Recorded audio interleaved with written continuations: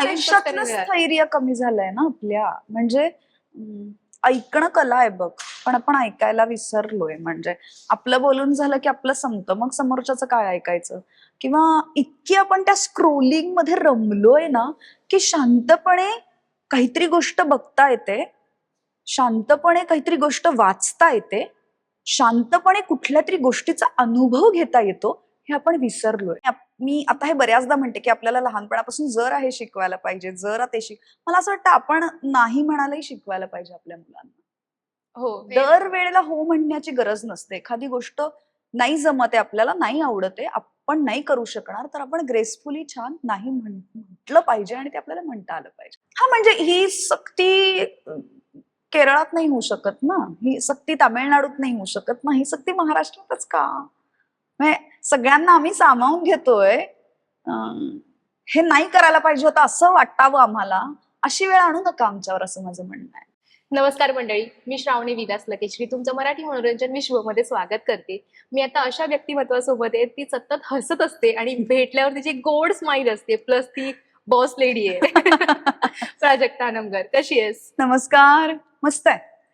काय सुरू आहे? मला ना खरंच आवडतंय तुझं जे आता थांबायचं नाही म्हणून जे तू काय काम सुरू केलं थांबतच नाहीयेस तू सध्या. हो, ते आम्ही सगळ्यांनी ठरवलं होतं आता थांबायचं नाही, आणि ते जसं नाव आहे तसंच चालू आहे, ते थांबलेलंच नाहीये. आणि 28 तारखेला ज्यांनी चित्रपट पाहिलेला नाहीये त्या सगळ्यांना झीवर हा चित्रपट पाहायला मिळणार आहे, तर नक्की पहा. येस, ऍक्च्युली गॉड ब्लेस की तुझं असंच सुरू राहू दे काम आणि तशीच भेटायला येऊ दे. आणि मला खरंच आवडतंय. लहानपणी मी जेव्हा तुला बघायची ना तेव्हा असं असायचं की काय कमाल व्यक्तिमत्व आहे, आणि तू असं कॅरेक्टर कॅच करायची आणि ते असं स्क्रीनवरती दिसायचं. सो त्याचं राज काय किंवा काय काम करण्याचं जे असं असतं ना, ध्यास आणि आवडतंय म्हणून करतेस की पॅशन म्हणून करतेस, एक असं असतं, तेव्हा काय होतं? अर्थात मी हे कायम म्हणते की लहानपणी मला प्रसिद्ध व्हायचं होतं, तर मला प्रसिद्ध व्हायचंय पासूनचा प्रवास तो इथपर्यंत पोहोचलाय. अर्थात माझ्या कामावर प्रचंड प्रेम आहे, त्यामुळे पॅशन आहेच आहे. खूप आवडीने मनापासून मी काम करते, हे खरं आहे. पण हा माझा पूर्ण वेळ व्यवसाय आहे आणि मी अत्यंत विचारपूर्वक या व्यवसायात आलेले आहे, हेही खूप खरं आहे. म्हणजे मी काहीतरी वेगळं करत होते आणि एक दिवस मला वाटलं की आता मला ह्या कामाचा कंटाळा आला, तर थोडी ऍक्टिंग करून पाहावी का? किंवा आता फार दिवस मी काही वेगळं केलेलं नाही, तर मी ऍक्टिंग करावी का? मी घरी बसले तर चल ना ऍक्टिंग करू, असं काही नाहीये. हा खूप सिरियस बिझनेस आहे असं मी म्हणते, खूप गंभीरपणे घेण्याची गोष्ट आहे अभिनय. त्यामुळे हा माझा व्यवसाय आहे आणि तो मी तितक्याच गंभीरपणे करते आहे. खरंच छान आहे. अभिनय व्यवसाय म्हणालीस तसं तू अभिनय सुरुवात कशी केली आणि तुला क्लिक कधी झालं की अरे मला ही ऍक्टिंग आवडते आणि मला खरंच करायचं आहे याच्यामध्ये आणि मी प्रसिद्ध होणार आहे आता? प्रसिद्ध ते ती गंमत होती लहानपणीची, पण आवडतंय हे काम मला हे खूप आधीच मला कळलं होतं. मी खूप स्पर्धा करत होते शाळा कॉलेजात असताना, म्हणजे शाळेत असताना पासून मी खूप स्पर्धा करत होते. मग कॉलेजमध्ये गेल्यावर एकांकिका, आणि ज्या टप्प्यावर जे करायला हवं ते करत मी पुढे आलेले आहे. त्यामुळे आवडही निर्माण झाली, कसं करायचं हेही कळत गेलं. कारण नुसतं मला काम करायचंय म्हणून ते करता येत नाही. जसं मी कधीतरी एक घड्याळ दुरुस्त केलं होतं म्हणून मला कोणी इंजिनियर मेकॅनिकल इंजिनियर म्हणून ठेवणार नाही ना. तसं मला अभिनय करायचा आहे, पण तो मला येतोय का, त्याबद्दल मला माहित आहे का, त्याच्या तांत्रिक अंगांची मला माहिती आहे का, आणि नसेल तर ते मला माहित करून घ्यायचंय का. तर ह्या सगळ्या गोष्टींचा पण मी खूप गंभीरपणे विचार करत होते की जर मी एकांकिका केली तर त्यातली तांत्रिक अंग काय आहेत, जर मी सिरियल केली तर त्यातली तांत्रिक अंग काय आहेत, चित्रपटाची काय आहेत. तर हे सगळं हळूहळू तुम्हाला समजत जातं किंवा तुम्ही समजून घ्यावं लागतं आपापलं. कारण मी काही कुठल्या विद्यापीठात हे शिकून आलेले नाहीये, त्यामुळे रोजची कामं हेच माझ्यासाठी विद्यापीठ होतं, हेच माझ्यासाठी शिक्षण होतं. तर ते मी खूप गंभीरपणे घेतलं. तू जसं म्हणालीस ना, तुझं काम गंभीरपणे घेतलं, पण एकदा असं होतं ना की आर्टिस्टला एक काय म्हणतो आपण, बेस बस त्यांना ठरवलं जातं की हा ह्या कॅटेगरी मधलाच आहे. आता तू म्हणालीस की किंवा तू जे काम करत आलीस त्यात तुला मोस्टली कॉमेडी जॉनर दिला गेला. तुला कधी असं वाटलं की कॉमेडी जॉनर पेक्षा वेगळं काहीतरी करायचंय, आणि आता थांबायचं नाही मध्ये म्हटलं गेलं तर खरंच वेगळं काम केलंस तू, पण टाईपकास्ट कधी केलं गेलं होतं का तुला की नाही तू कॉमेडीच छान करतेस तर तू कॉमेडीच कर? हो, टाईपकास्ट झाला होतोच बहुतांशी कलाकार टाईपकास्ट होतातच अगं. म्हणजे मी आत्ताच एका मुलाखतीत म्हटले होते की आम्हाला असे टॅग लावलेले असतात, ही तुरीची डाळ, ही मुगाची डाळ, हिचं वरणच होणार, हिचं हेच होणार. तर हे ठरलेलं असतं. तर आता थांबायचं नाही, हे टॅग बदलायचं काम केलं. आणि ते मला फार विशेष आणि कौतुकास्पद वाटतं की एरवी जे ज्या कलाकारांचा त्या भूमिकेसाठी विचार केला गेला नसता, त्या कलाकारांचा त्या भूमिकेसाठी विचार केला गेला. आणि मग कळतं की अरे नाही, हेही चांगलं करते की. पण ते कधी कळणार जेव्हा तुम्ही त्यांना वेगळ्या पद्धतीच्या भूमिका त्यांच्यापर्यंत पोहोचणार, तेव्हा त्यांच्यातून काहीतरी वेगळं निघणार. आणि टाईपकास्ट होण्याचं दुःखही मला कधी वाटलं नाही, कारण माझ्याकडे चांगली कामं आली आणि जे काम आलं ते चांगलं करणं ही मुळात माझी वृत्ती होती, किंवा माझी सवय आहे ती, की जे काम आपल्याकडे आलंय ते खूप मनापासून करायचं, कारण आपल्याला पुढचं काम त्यातून मिळणार आहे. आपला काही कोणी गॉडफादर नाहीये इथे की तुला कसा रोल हवाय, किंवा माझे वडील काही प्रोड्युसर नाहीत की काय निर्माण करू तुझ्यासाठी वगैरे, असं काही आपल्या बाबतीत घडणार नाहीये. आपल्या बाबतीत काय घडू शकतं की अच्छा, हिने हे बरं काम केलंय तर पुढचं काम तिला आपण देऊयात, किंवा या पद्धतीची कामं ती बरी करते. आता थांबायचं नाही मध्ये एखादं असं घटना घडली होती का, की तू आतापर्यंत कोणाला सांगितली आणि तुला असं वाटतं की हिला सांगावीशी? नाही ग, आम्ही 26 दिवसात आता थांबायचं नाही हा चित्रपट केलाय, आणि तो इतक्या सलग तो चित्रित झालाय, आणि इतकं ठरलेलं असायचं रोज काय होणार आहे, कसं होणार आहे. तर चित्रीकरण सोडून वेगळ्या गोष्टी करायला तिथे वेळच नव्हता. सिरियसली 26 डेज तुम्ही सलग काम हा केलंय म्हणजे? हा, आणि ते फक्त तिथे काय म्हणतात काम करण्या एवढाच वेळ होता, कारण ठरलेलं होतं दिवसभरातलं काय काय करायचंय. आणि सगळी जी तांत्रिक टीम. अंग होती, किंवा जी जी सगळी आमची टीम होती, ती त्या त्या गोष्टींमध्ये त्यांच्या त्यांच्या डिपार्टमेंटमध्ये सगळे इतके रमलेले होते, आणि इतकं त्यांचं ठरलेलं होतं की आपण आज असं करायचं. तर एकत्र येऊन काहीतरी गोंधळ घालतो वगैरे, अशी वेळच आली नाही. म्हणजे तुमचे किस्सेच झाले नाही, तुम्ही नाही नाही, सलग खरंच नाही हे केलं झालं, काम. खरंच नाही झालं. पण मग ते काम करण्यात मज्जा होती की कुठेतरी ब्रेक मिळायचा की नाही, की नॉर्मल फक्त काम काम काम असं नाही, होत पण ती होतं? काम करण्यात मज्जा होती, कारण ना काही काही गोष्टी आपल्याला सुरुवातीलाच असं वाटतं की ह्या छान होणार आहेत. हा, तसं आता थांबायचं नाहीच्या पहिल्याच दिवशी आम्हाला सगळ्यांना असं वाटलं होतं की हे जे काही सुरू झालंय हे खरंच थांबणार नाही, हा, किंवा हे छान होणार आहे काहीतरी. तर खरंच हा धमाकेदार हा. होतं ते जे काही होतं. प्रोमो पडलं, अरे बापरे, प्रोमो काय कमाल पडलाय. आणि हा एक हे टीम वर्क आहे. हा हा समुच्चयाने एकत्र येऊन केलेलं काम आहे. त्यामुळे ह्याचं जर कौतुक व्हायचं झालं तर ते पूर्ण पूर्ण टीम. टीमचंच झालं पाहिजे. म्हणजे छोट्या छोट्या तांत्रिक बाबींचं, तांत्रिक अंगाचं प्रत्येक माणसाचं कौतुक झालं पाहिजे, कारण ते प्रत्येक माणूस मिळून हे एकत्र येऊन आता थांबायचं नाही झालेलं आहे. आणि खरंच थांबू नये आता हे. आता आपण म्हणतो ना की मराठी मूवीजला थिएटर्सच नाही मिळते. मूवीज छान आलेत किंवा प्रेक्षक असं म्हणतं की तुम्ही मूवीज छान काढा, आम्ही बघायला येऊ. आता मूवीज चांगले ऍक्च्युअली आलेत, मी पण बघते. प्रोमो पडला कळलं हा कमाल मूवी, हा बघायला जायलाच पाहिजे. 2 आठवड्यानंतर, 3 आठवड्यानंतर थिएटर्सच नाही मिळत. माझाच आता इश्यू झाला की कामामुळे आपल्याला मिळतच नाही वेळ, की आपण म्हणतो की ठीक आहे, एक डेट फिक्स करतो, त्या डेटला मूवी बघायला जाऊया. त्या डेटला आजूबाजूला थिएटरमध्ये कुठलीच मूवी नसते, फक्त दुसऱ्या भाषेतल्या मूवीज असतात. त्यावर रिग्रेट होतं, यार तेव्हा बघितलं पाहिजे होतं. त्या बाबतीत तू काय बोलशील? ह्यात ना खूप गोष्टी येतात अगं. म्हणजे चित्रपट निर्मिती होणं ही एक गोष्ट आहे, आणि वितरण होणं ही दुसरी गोष्ट आहे. तर जे वितरण होतं ते काही कलाकारांच्या हातात नसतं, तो एक वेगळा प्रकार आहे संपूर्णपणे. ही एक गोष्ट. 8 आठवडे आमचा चित्रपट चाललाय, त्यामुळे थिएटर मिळत नाही हे मी म्हणणं आता चुकीचं आहे. योग्य नाहीये. पण मला असं वाटतं की चित्रपट चालला तर तो थिएटरला राहतो, आणि तो राहिला तर लोकांना बघता येतो. तर हे असं चक्र आहे, आणि ते एकमेकांवर अवलंबून आहे. त्यामुळे मराठी माणसांनी मराठी चित्रपट पाहिला बाहेर पडून तर तो नक्की चित्रपटगृहात राहणार आहे, आणि तो राहिला तर पुढच्या लोकांना पाहायला मिळणार आहे. तर मला असं वाटतं ही ना आपल्या सगळ्यांची एकत्र मिळून जबाबदारी आहे. चित्रपट चालणं हा, आपण सतत म्हणतो की हा मी गेले आणि इतर भाषातले चित्रपट होते, पण महाराष्ट्रात असून सुद्धा इतर भाषिक आपापल्या भाषांचे चित्रपट उचलून धरतायत ना. मग आपण संख्येने अधिक असून सुद्धा हे का होत नाहीये, हे जरा विचार करायची वेळ ही आपण विचार केला पाहिजे अशी गोष्ट आहे.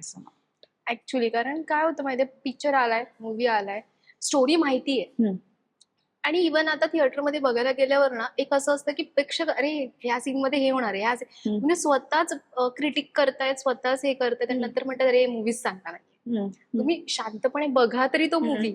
अर्धावेळी ती फोड अर्धावेळी गप्पा मारत मला कळतच नाही नक्की थिएटर मूवी बघायला पण आयुष्यातलं स्थैर्य कमी झालंय ना आपल्या. म्हणजे ऐकणं कला आहे बघ, पण आपण ऐकायला विसरलोय. म्हणजे आपलं बोलून झालं की आपलं संपतं, मग समोरच्याचं काय ऐकायचं. किंवा इतकी आपण त्या स्क्रोलिंग मध्ये रमलोय ना की शांतपणे काहीतरी गोष्ट बघता येते, शांतपणे काहीतरी गोष्ट वाचता येते, शांतपणे कुठल्या तरी गोष्टीचा अनुभव घेता येतो, हे आपण विसरलोय. मला हे कधी कधी खूप गंभीर वाटतं की आपली पंचेंद्रिय आहेत आणि ती वापरण्यासाठी आपल्याला मिळालेली आहेत, पण पंचेंद्रियांचा वापर आपण खरंच तसा करतो का? आपण कुठे गेल्यावर खाण्याआधी फोटो काढतो, निसर्ग बघण्याआधी फोटो काढतो, एकमेकांना भेटण्याआधी फोटो काढतो. म्हणजे आपण किती आभासी जगात रमलोय. रिअल आणि रिअल लाईफ ह्यातली जी एक रेषा आहे ती हळूहळू पुसट होत चाललेली आहे आणि हे खूप गंभीर वाटतंय. खरंच आहे. तू जसं म्हणालीस की इंस्टाग्रामवरती सगळेच ऍक्टिव्ह होत आहेत आणि त्यांना आपण किती छान जगतोय किंवा इथे ना बसल्या बसल्या इथे छोटस काहीतरी असेल पण ते एकदम छान प्रकारे दाखवून लोकांपर्यंत पोहोचवायचं. अरे मी खूप सुंदर जगामध्ये आहे, मला काहीच प्रॉब्लेम्स नाही. प्रॉब्लेम सगळ्यांकडे आहे. त्यामुळे आता काय बोलत नाही. आता जसं म्हणालीस इंस्टाग्राम, मला खरंच ऐकायला आवडेल. तू आधी ऑलरेडी मत मांडलेस तुझं इंस्टाग्रामवरती. स्टील इंस्टाग्रामवरती फॉलोअर्स खूप असतात आणि आर्टिस्टचे फॉलोअर्स कमी असतात. त्यानुसार प्रोड्युसर मेकर्स बघतात आणि प्रत्येकाने आपापली मतं मांडतात की आम्ही त्यांना का घेतो. पण ऍक्च्युअल मध्ये आर्टिस्ट सुंदर असला आणि त्यांनी खरंच काम छान करतोय, त्यांनी स्क्रिप्ट पाठांतर करून रेडी करून कॅरेक्टर कॅच केलंय, ही गोष्ट वेगळी आहे.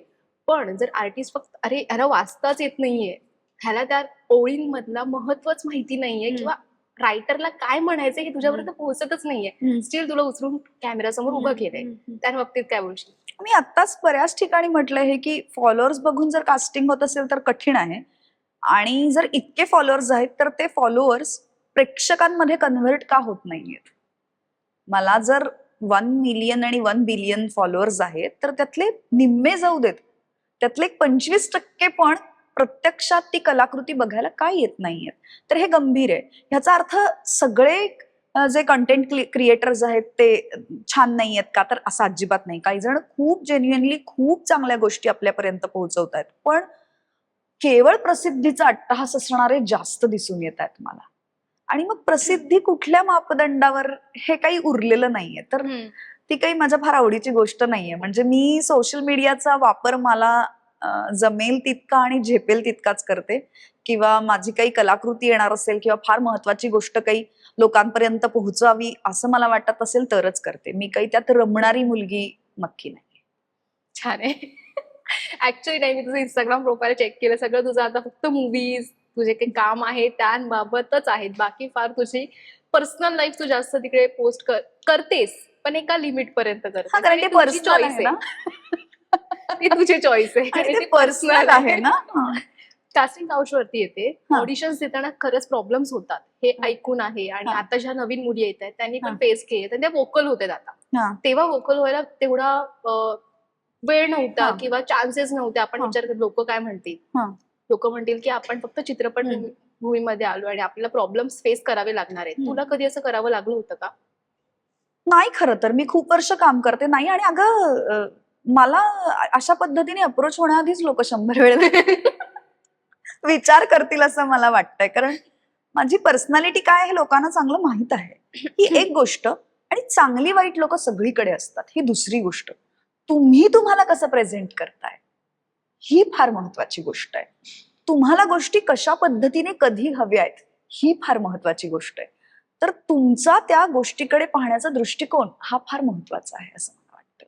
कारण चांगली वाईट लोक सतत सगळीकडे असणार आहेत.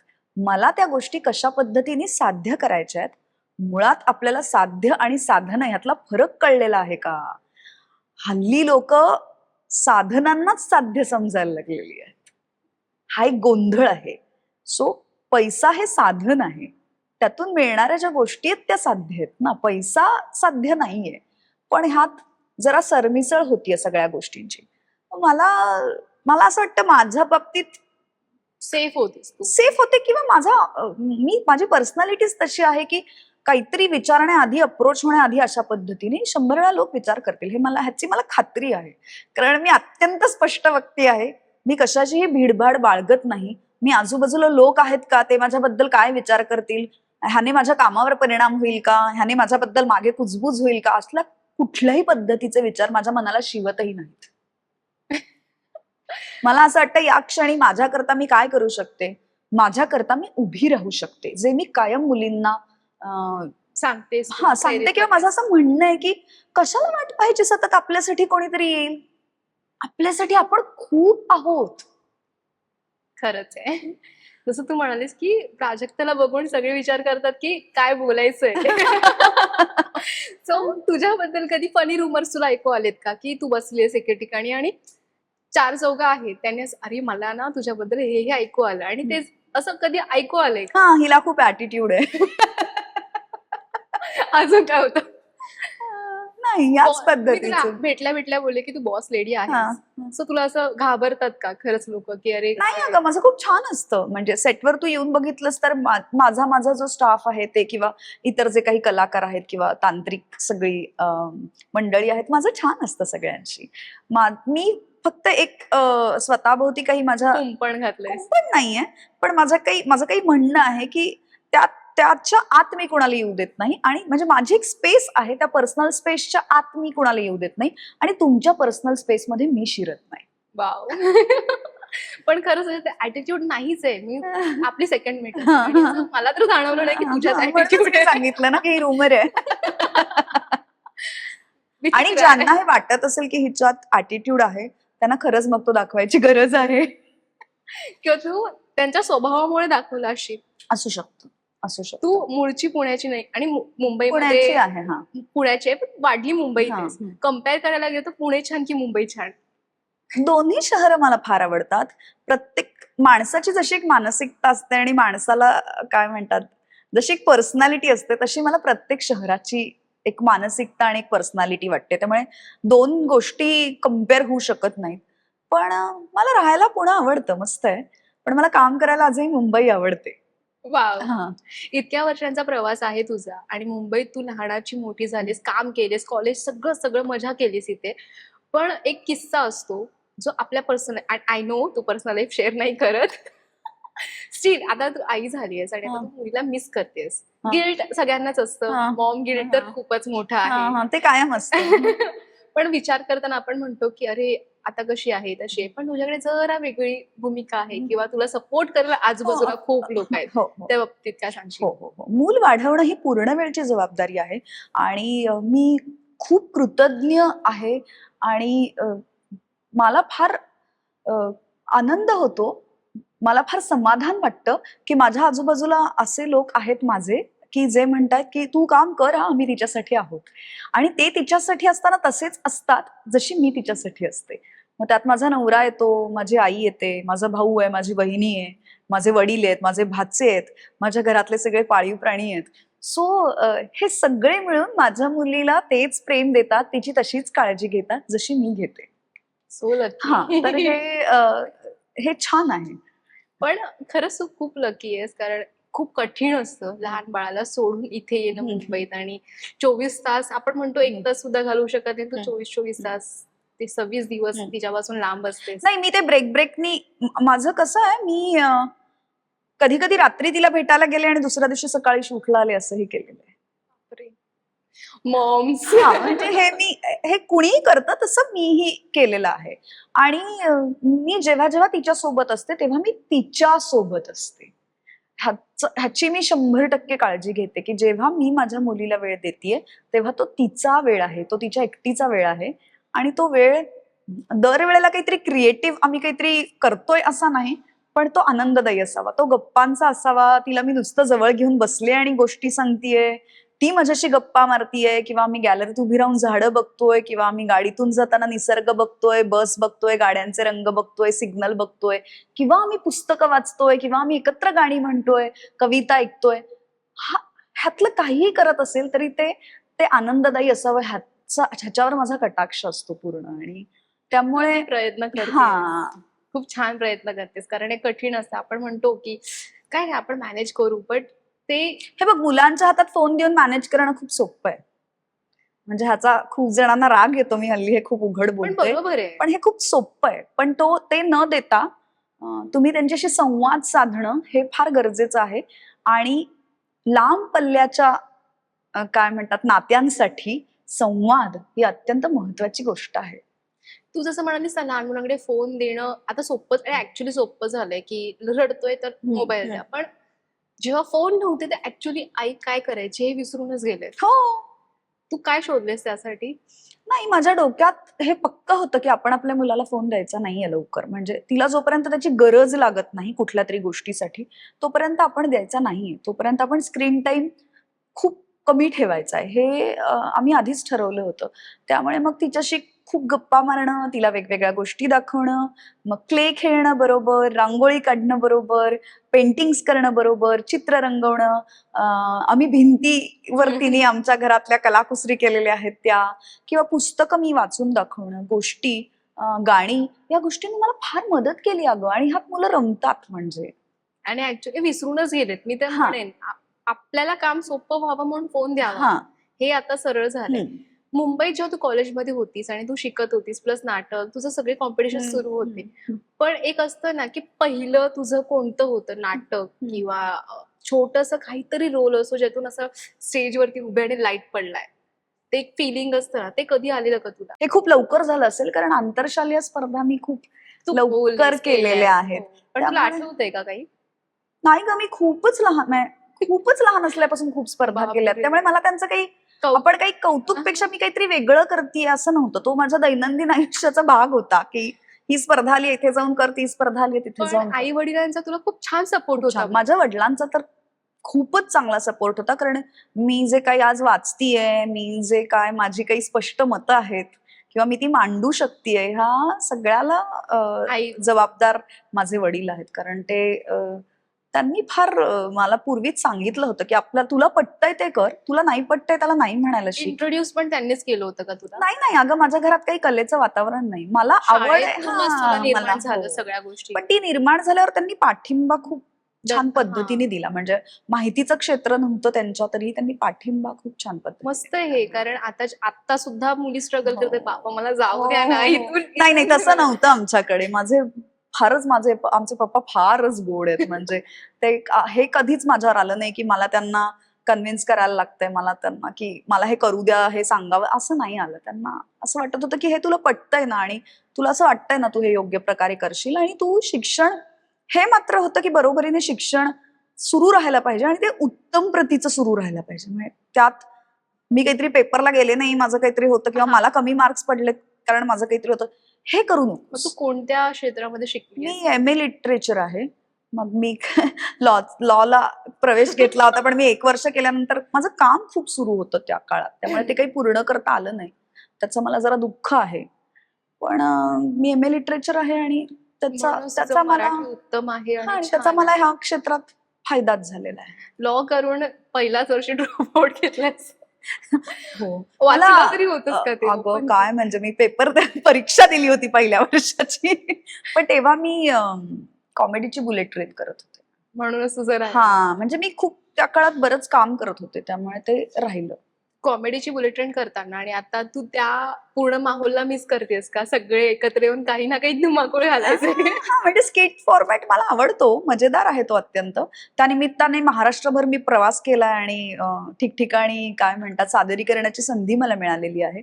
पण सतत तेच करत राहणं हेही मला न जमण्यासारखं आहे. त्यामुळे मी मध्ये मध्ये ते करते आणि मध्ये मध्ये वेगळ्या गोष्टी करते असं. पण तेव्हा तू खूप जास्त लोकांपर्यंत तू पोहोचली होतीस आणि अरे स्किट सुरू झाले की छानच वाटते, ते बघण्यासारखं असतं, कारण माइंड फ्रेश होतं आपलं. सिरियल्स करायला आवडतील का तुला? अगं मी खूप केल्यात पहिल्या 10 वर्षात.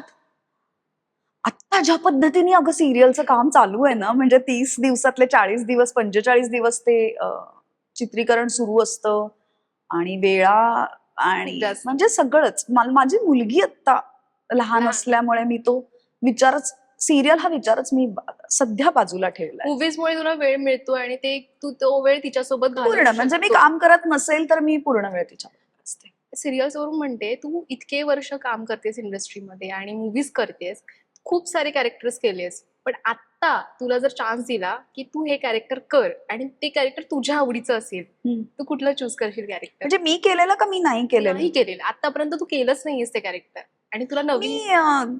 मी हे खूप मुलाखतींमधून सांगितलं की मला रंजनाबाई प्रचंड आवडतात. तर मला त्यांनी केलेले कॅरेक्टर्स खूप खूप आवडतात. म्हणजे मला असं वाटतं की त्यापैकी एखादं जरी आपल्याला परत करायला मिळालं तर काय मजा येईल असं. तर मला म्हणजे त्यांचं बिनकामाचा नवरा मधलं किंवा म्हणजे छान होतं. फार गोंधळात गोंधळ मधलं हो. म्हणजे ही कॅरेक्टर्स इतकी सुंदर होती ना आणि इतकी विविधता आहे त्यांच्या कामामध्ये.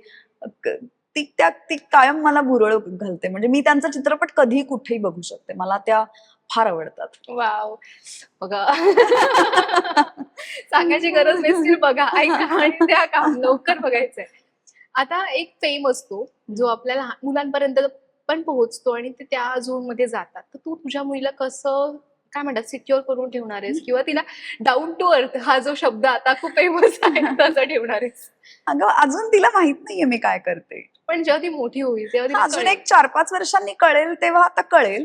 पण मी काही स्वतःहून तिला काही सांगेन दाखवेन असं मला वाटत नाहीये आता तरी. त्यामुळे आता तरी तिला काहीच माहित नाहीये. आणि माझं म्हणणं आहे कशाला डाऊन टू अर्थ ठेवायला पाहिजे? ही नॉर्मल गोष्ट आहे, तसंच राहायला पाहिजे.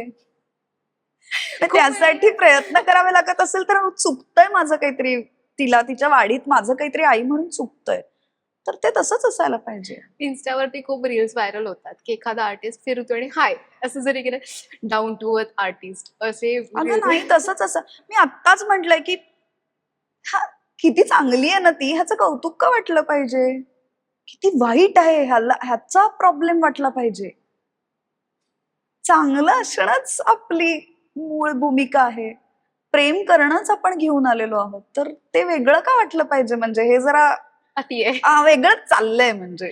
मला खूप हसायला येतं आणि मला एका इंटरव्ह्यू मध्ये मी ऐकलं होतं की मे मेरे बेटे को हिंदी इंटरव्ह्यू होता. मी माझ्या मुलाला नॉर्मल ठेवला आहे, घरचंच खायला देते आणि त्या इंटरव्ह्यू तो व्हायरल झाला आणि असं झालं की अरे बापरे, ही तिच्या मुलाला असं वागवते, ती तिच्या मुलाला म्हणजे असं झालं की अरे आई आहे ती, माणूस आहे, ती होणारच आहे. मग तसंच असायला पाहिजे ना. रोज बाहेरचं नाहीच खाऊ शकत आपण, घरचंच खाणार. किंवा ज्या गरजेच्या गोष्टी आहेत तिला तिच्या वयाला तेवढ्याच त्या मिळाल्या पाहिजेत. किंवा एक्सपोजर सुद्धा त्याच गोष्टींचं मिळालं पाहिजे ज्या गोष्टींची त्या वयाला गरज आहे. So it's normal. म्हणजे हेच नॉर्मल वाटतं मला. आपण थोडं आता टॉकिंग पोर्शनला साईडला ठेवूया. मी एक तू ज्यांच्यासोबत काम केलेले आर्टिस्ट आहेत त्यांची नावं घेणार. तू त्यांना एका रेसिपीला किंवा एका पदार्थ ते काय म्हणतो नॉमिनी दे किंवा ते कसे असू शकतात असं तू दाखव, ठीक आहे? सो आय डोंट नो तू काय देशील. पहिलं नाव आहे सिद्धार्थ जाधव. सिद्धार्थ जाधव कॉकटेल आहे का? असं त्याच्यात खूप गोष्टींचं मिश्रण आहे आणि ते असं खूप एनर्जेटिक आहे. खूप एनर्जेटिक आहे तो. चालेल की एनर्जी ड्रिंकच आहे. Siddharth Jadhav is equal to energy drink. Okay. Makrand Anaspure. Makrand Anaspure ना गावरान थाळी आहे. का? त्याच्यात पण खूप गोष्टींचं मिश्रण आहे पण तरीही त्याचं म्हणून एक युएसपी आहे. ओके. तो गावरान थाळी आहे. प्रियदर्शन जाधव. प्रियदर्शन जाधव अगं तो पण असाच आहे. तो असं काय म्हणू मी त्याला, तो असा एका वेळेला तो असा छान चिकनचा रस्सा पण आहे आणि एका वेळेला तो छान अशी गोड मस्तानी पण आहे. तो मिश्रण आहे सगळ्याचं. गोड माणूस आहे तो, फार मला आवडतो. पर्णपेठे मला आवडतो तसा गोडाचा शिरा आहे अगं. छान खाल्ल्यावर शांत वाटणारा आणि तरीही त्यात ड्रायफ्रुट्स आहेत, त्यात केशर आहे, त्यात वेलची आहे, त्यात जायफळ आहे. छान आहे, गोड मुलगी आहे ती. छान वाटली डिस्क्रिप्शन मला. गोड आहे ती, फार गोड आहे. भरत जाधव वरण भात तूप आहेत की जे स्टेपल फूड आहे, जे तुमच्या ताटात रोज असतं आणि तरीही तुम्हाला ते प्रचंड आवडतं आणि ते नसलं तर तुम्हाला करमत नाही. त्यांच्यासोबतचा एक्सपिरियन्स कसा? गोड माणूस आहे, अत्यंत उत्तम सहकलाकार आहेत. आणि चांगला माणूस आपण ज्यांना म्हणू शकतो. काम करायला मजा आली तुला? प्रचंड. ते खूप गोड सहकलाकार आहेत. भरत सर असे आहेत की जेव्हा तुमचं काहीतरी महत्वाचं काम असतं तेव्हा ते तुमच्या पाठीशी असतात वाव, की हा आता तिचं तिचं चालू आहे ना, होऊ देत. हे हा छान आहे. हा ऍज अ ते सिनियर अजिबात झालं. हा. इन्सिक्युअर आर्टिस्ट नाहीये ते, ते कमालीचे गुण आहेत. वाव, मला असं आवडेल त्याच्यासोबत गप्पा मारायला आता. योगेश शिरसाट. योगेश शिरसाटनं, योगेश शिरसाट ठेचा करतो आणि भाकरी करतो ना, तर ठेचा भाकरी आहे तो. बाहेरून कितीही काय म्हणतात असं चकचकीत राहिला तरी त्यात आत अत्यंत एक देशी माणूस आहे आणि तो मला पूर्ण माहिती आहे. वाव, मी तुला ज्या आता इतक्या लोकांसोबत काम केलं त्यांचं खूप छान डिस्क्रिप्शन दिलं. पण प्राजक्ताला जर द्यायचं असेल, स्वतःला जर तू एखादी रेसिपी डेडिकेट करशील ती काय असेल? मी कस का, आता तू सांग मला. मी मला तुझ्या तुझ्याकडून ऐकायची. तू माझ्याबद्दल इतकं ऐकतीयस तर मला तुझ्याकडून ऐकायला आवडेल ना. तू ना एक म्हणजे चटपटीत थालीपीठ असतं हा जसं चवीला खूप छान वाटतं तसं पण, आणि सोबत असे दही ह्याचं मिश्रण म्हणजे तू हा आहेस. तशी मिसळ आहे मी मग. हा, मिसळ पण आहेच. ज्यात मटकी पण आहे, ज्यात शेवचिवडा आहे, ज्यात कांदा, रस्सा आहे लिंबू आणि सगळंच. ज्यात कट आहे, वर कांदा, लिंबू, कोथिंबीर. बघ, मी बोललो तू स्वतःला छान देऊ शकतेस, तू दिलेस. खरंच छान वाटतं. पण प्राजक्ताबद्दल एखादी गोष्ट माहिती नाहीये प्रेक्षकांना आणि तुला ती सांगावीशी वाटते की मी अशी आहे. अगं आता इतके इंटरव्ह्यू केलेत, आता लोक मला सांगतील काही दिवसांनी तू अशी आहेस ना. पण स्टील एखादी गोष्ट जी हिडन आहे. नाही ग काही, मी आहे तशी दाखवते. मी काही कुठली पोज घेऊन जगणारी मुलगी नाहीये. मला जे पटतं, जे भावतं, जे आवडतं ते मी मनमोकळेपणाने सांगते की मला हे आवडलंय. मला जे नाही आवडलं ते माझं बघण्यातूनच कळतं की हिला हे आवडलेलं नाहीये म्हणून. तुला बोलणार होती, मला असं अख्खं माझं लक्ष तुझ्या चेहऱ्यावर आवडतंय का. आणि मी ग्रेसफुली नाही म्हणता येऊ शकतं मला. ओके. नाही म्हणणं ही कला आहे असं मला वाटतं. आणि मी आता हे बऱ्याचदा म्हणते की आपल्याला लहानपणापासून जर हे शिकवायला पाहिजे, जर ते मला असं वाटतं आपण नाही म्हणायलाही शिकवायला पाहिजे आपल्या मुलांना. हो, दर वेळेला हो म्हणण्याची गरज नसते. एखादी गोष्ट नाही जमत आहे आपल्याला, नाही आवडत आहे, आपण नाही करू शकणार, तर आपण ग्रेसफुली छान नाही म्हटलं पाहिजे आणि ते आपल्याला म्हणता आलं पाहिजे. तर मला छान नाही म्हणता येतं. ते महत्वाचं ऍक्च्युली आताच्या काळामध्ये. आता सगळं आपण ऑकवर्ड होतो, रे आता हो. नाही कसं म्हणायचं. मी अजिबात पीपल प्लीजर नाहीये. ओके. कोणाला तरी गोड वाटावं म्हणून खोटं खोटं काहीतरी करण्याचा प्रयत्नही मला नाही जमू शकत. नवीन गोष्टी. तुझ्याकडचं एखादं हिडन टॅलेंट जे ऍक्टिंग सोडून जर तुला काही करायचं म्हटलं तर तू काय करू शकतेस त्या टॅलेंटचा वापर करून? काय मी वाचते खूप, त्यामुळे मी बरं लिहू शकते असं मला वाटतं. मी प्रवास खूप करते आणि त्यातल्या काय गोष्टी पाहाव्यात हे मला कळतं, काय गोष्टी साठवून ठेवाव्यात हे मला कळतं. मी स्वयंपाक चांगला करते. मला असं वाटतं मी मुलांनाही बऱ्यापैकी हँडल करू शकते.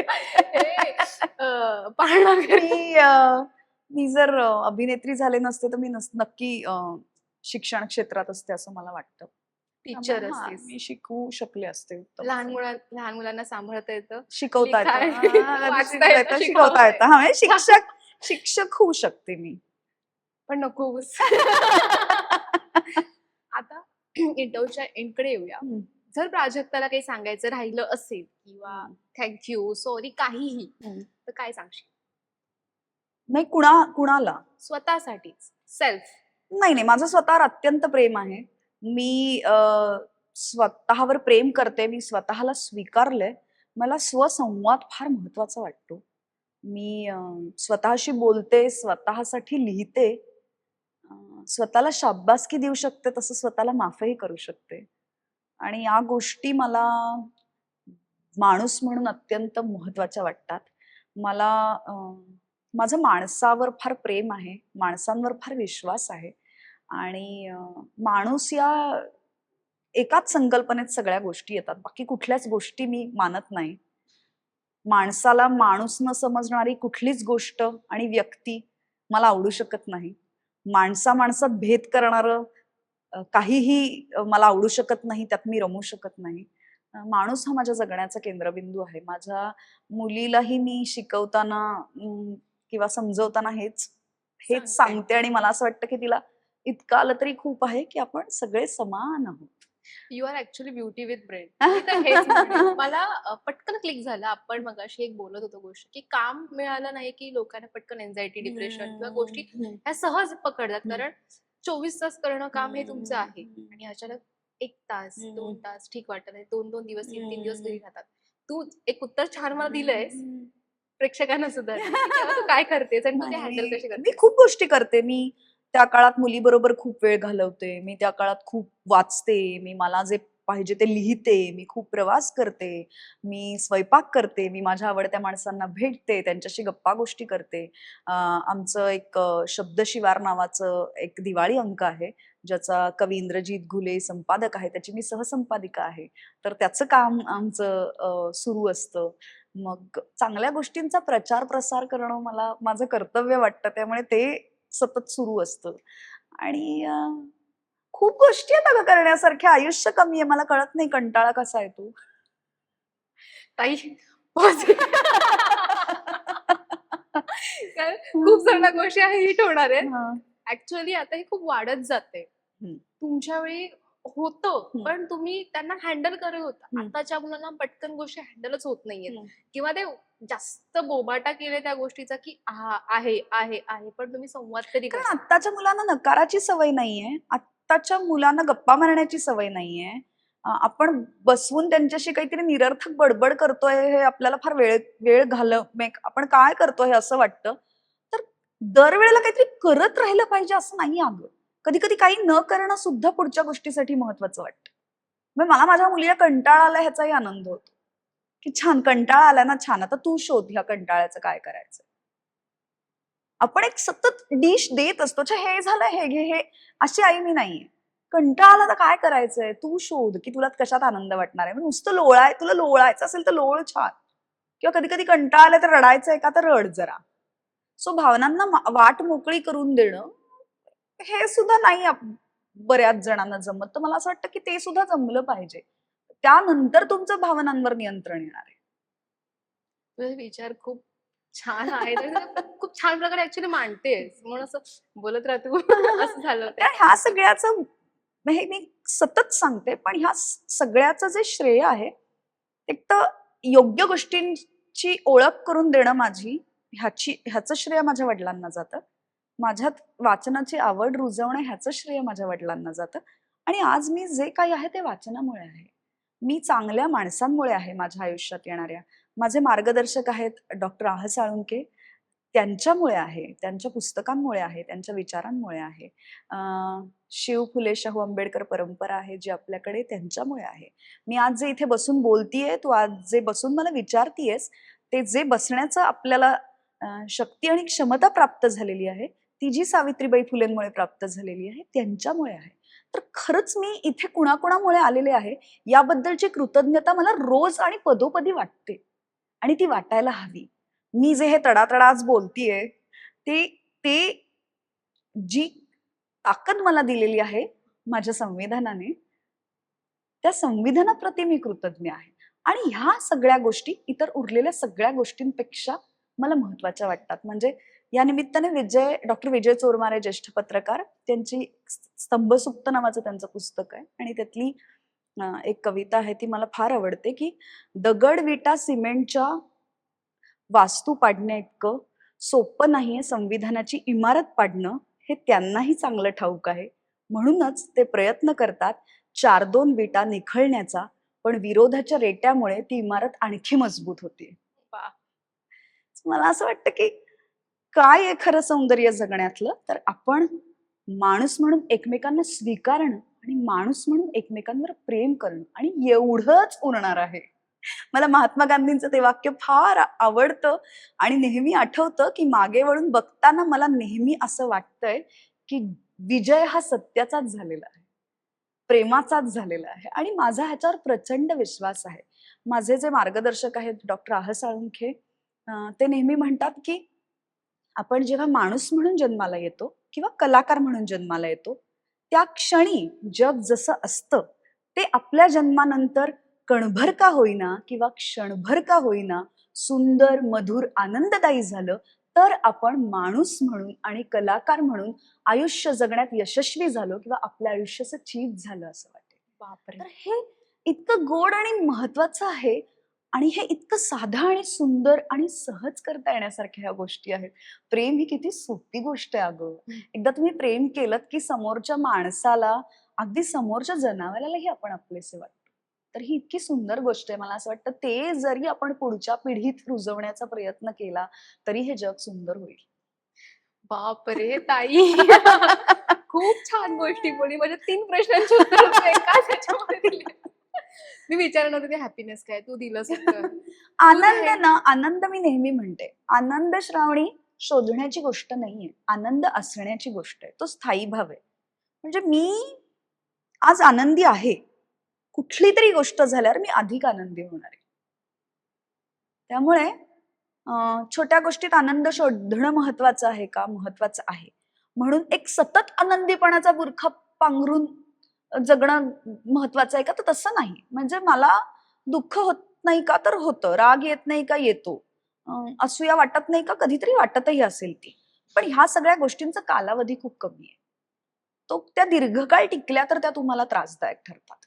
म्हणजे आपण सतत एक आउटर, आपली बाह्य सौंदर्याबद्दल आपल्याकडे काही कल्पना आहेत आणि त्याबद्दल आपण सतत बोलत असतो. पण आपलं आंतरिक सौंदर्य, आपलं मानसिक आरोग्य ह्याबद्दल आत्ताही आपण फार मागासलेले आहोत असं मला ऍक्च्युली वाटतं. त्याबद्दल बोललं जात नाही, त्याबद्दल विचार केला जात नाही, त्याबद्दल मत मांडलं जात नाही, त्याबद्दल मोकळेपणाने बोलणं आजही टॅबू समजला जातो. तर ह्या सगळ्या गोष्टींच्या पलीकडे जाऊन आपला विचार व्हावा माणूस म्हणून असं मला खरंच बोल. खरं ऍक्च्युली हे. कारण तू जसं म्हणालीस की बोललंच जात नाही.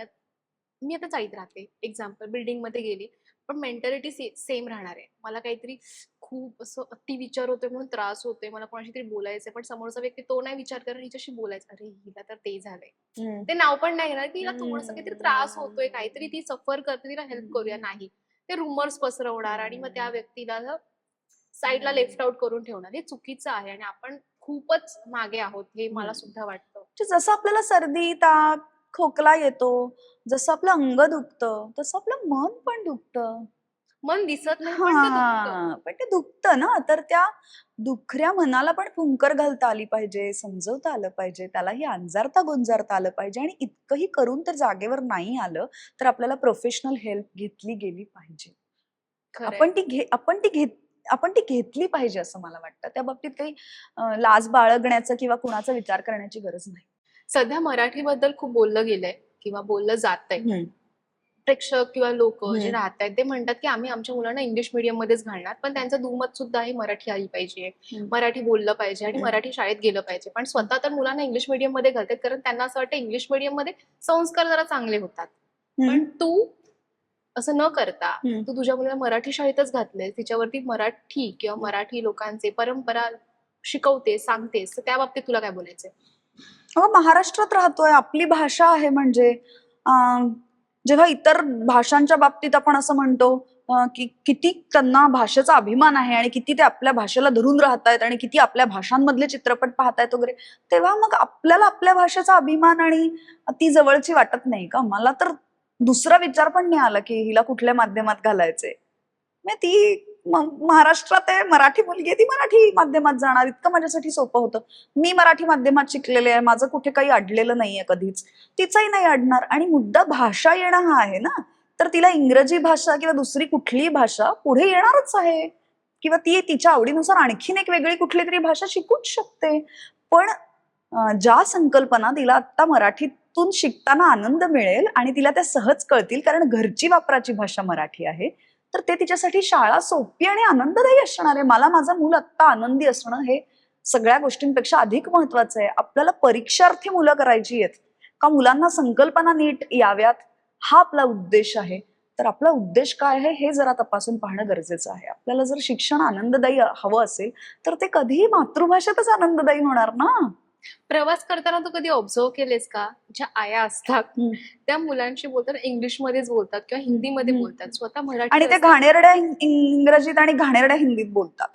प्लीज प्लीज हा, टेक राईस ना वगैरे, हे कशाला? मुलांसाठी तुम्ही कठीण करताय दैनंदिन गोष्टी आणि आपल्यासाठी कठीण करताय असं मला वाटतंय.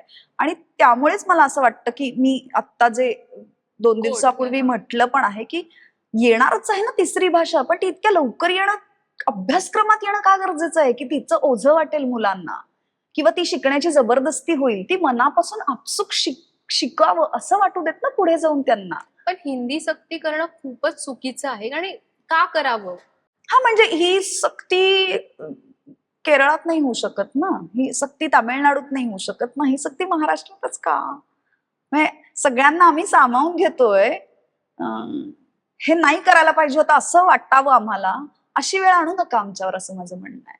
मुंबईमध्ये हिंदी आणि मराठीवरून खूप वाद होत आहेत आणि त्यावरून खूप मारामारी, हिंसाचार ह्या गोष्टी होत्या. त्या बाबतीत काय बोलशील? कारण खूपच वाईट परिस्थिती सध्या नाही आजूबाजूला ग, ह्या दिसून येते. कुठल्याही गोष्टी वाद घालण्याच्या नाहीयेत.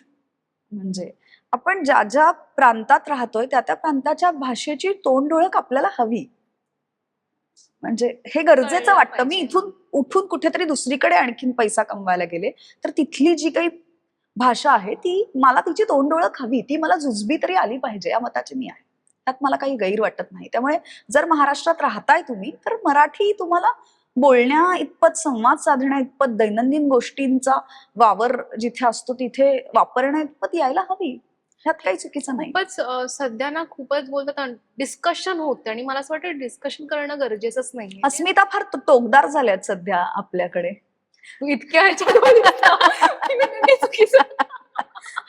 मी अशी दचकली पुन्हा घेते. पण खरंच आहे हे, त्यामुळे हे सगळं होतंय असं. खरंच हे वाईट परिस्थिती आहे आणि तू जे म्हणालीस आणि तू ह्या सगळ्या गोष्टींना कुठल्या प्रकारे सपोर्ट करतेस? कारण पोस्ट करणं गरजेचंच आहे, पण तू तुझ्या जीवनामध्ये काय वेगळे बदल आणतेस का त्या बाबतीत? नाही, मला जेव्हा माझ्या मुलीला शाळेत घालायची वेळ आली तेव्हा मी तिला मराठी माध्यमात घातलं. मी घरी तिच्याशी छान मराठीत बोलते.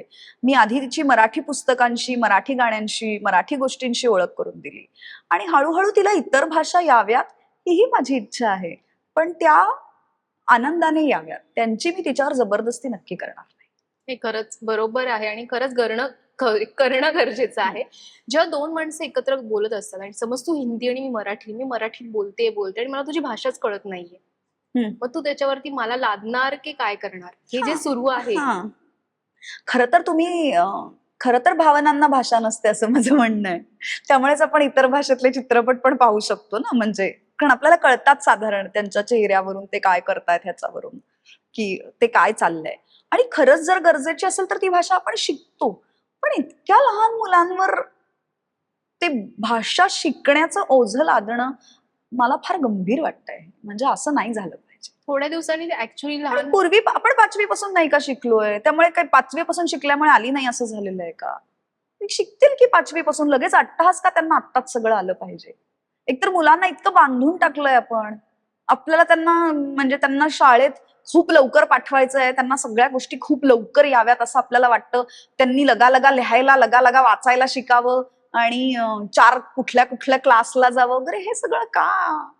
एक त्यांच्या सगळ्या गोष्टींचा एक वेग असतो ना, त्या वेगाने त्या गोष्टी झाल्या तर मजा आहे ना. तर त्यांचा एक, आणि प्रत्येक मूल वेगळं आहे, त्याची आवड वेगळी आहे, त्याचा वेग वेगळा आहे, त्याची आकलन क्षमता वेगळी आहे. हे सगळं जरा जाणून घेऊन तसं वागा असं माझं म्हणणं. खरंच आहे हे. आणि पण ते एक असं वाटायला लागलंय की हिंदी फक्त ती मुलांपर्यंत न राहता हळूहळू ती जीवनामध्येच पूर्ण अशी बिंबवली गेलीये किंवा ती हिंदीच बोला असं काहीतरी सुरू आहे. नाही, मग आपल्या माणसांनी मराठी बोलली पाहिजे. आपल्या माणसांनी आपल्या भाषेसाठी उभं राहिलं पाहिजे. म्हणजे राहावंच लागेल. येस, आपली आहे ना ती. पण जे आता म्हणतात सोबो गर्ल्स किंवा जे म्हणतात आम्हाला मराठी येत नाही, त्यांच्यासाठी काय बोलशील? भीषण येते. मला तुम्ही येत नाही मग. मराठी घरातल्या मुलींना मराठी येत नसेल तर, आणि त्याचा जर पालकांना अभिमान वाटत असेल की आमच्या मुलाला कसं मराठी बोलता येत नाही, तर नाही आवडू शकत मला असं काही.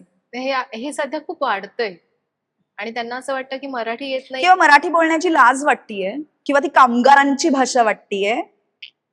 हेच आहे. हे किती गंभीर आहे ह्याची आपल्याला, हे वाचताना, बघताना, ऐकताना ह्याची आपल्याला मराठी म्हणून लाज वाटली पाहिजे आणि आपण ह्याच्यावर प्रतिकार केला पाहिजे ह्या गोष्टीचा, असं मला वाटतं. मध्ये मी एक व्हिडिओ बघितला, त्यात ती एक बाई म्हणती करे मराठी से शादी क्यों कर रही, ती वेगळी होती. तू पाहिलायस का तो व्हिडिओ? नाही, मी ऐकलंय याबद्दल. ती अशी बोलली की तू मराठी मुलाशी का लग्न करते, तू तर आपल्याच जातीतल्या मुलाशी केलं पाहिजे, तू काय आता नऊवारी नेसून बाहेर पडणार आहेस का? हे असं काहीतरी ऐकू येते असं हम्म. वाटतं की तुम्ही आमच्या परंपरेला हम्म. किंवा आमच्या साड्यांना आमच्या पेहरावाला का नावं ठेवताय. मी त्या पलीकडे जाऊन म्हणेन ना की ह्या सगळ्या गोष्टी आपल्यापर्यंत पोहोचण्यात, आपल्या असण्यात आपला काही हात नाही. आपण तिथे जन्म घेतलाय म्हणून आपल्याला ते मिळालेले आहेत. त्यामुळे मी कुठल्या धर्माची आहे, मी कुठल्या जातीची आहे, माझं रंगरूप काय आहे, माझे केस कसे आहेत, माझं दिसणं कसं आहे, आपलं काहीच हात नाही. माझं वागणं कसं आहे हे पूर्णपणे माझ्यावर अवलंबून. म्हणून मी काय म्हणते की माणूस म्हणून आपण बरं वागूयात. ते आपल्याला जमूच शकतं. खूप सोपी गोष्ट आहे. पण ते जमत नाहीये किंवा जमवून घेत नाही आहेत लोक असं मी तो म्हणेन. आता इच्छेचा भाग राहिलाय. ताई खरंच छान वाटते गप्पा मारून. असं वाटतं आता गप्पा मारतच राहूया, पण तुझ्याकडेही वेळ नाही. बाय द वे खूप बिझी आहे ती. थँक्यू सो मच गप्पा मारण्याबद्दल. आणि तुला प्रेक्षकांना काही सांगायचं आहे का ऍट द एंड फायनली. एकमेकांना स्वीकारूयात, एकमेकांच्या संपर्कात राहूयात, एकमेकांशी बोलूयात आणि माणूस म्हणून एकमेकांवर खूप प्रेम करूयात. अशाच हॅपी नोटवरती thank you so much. So much.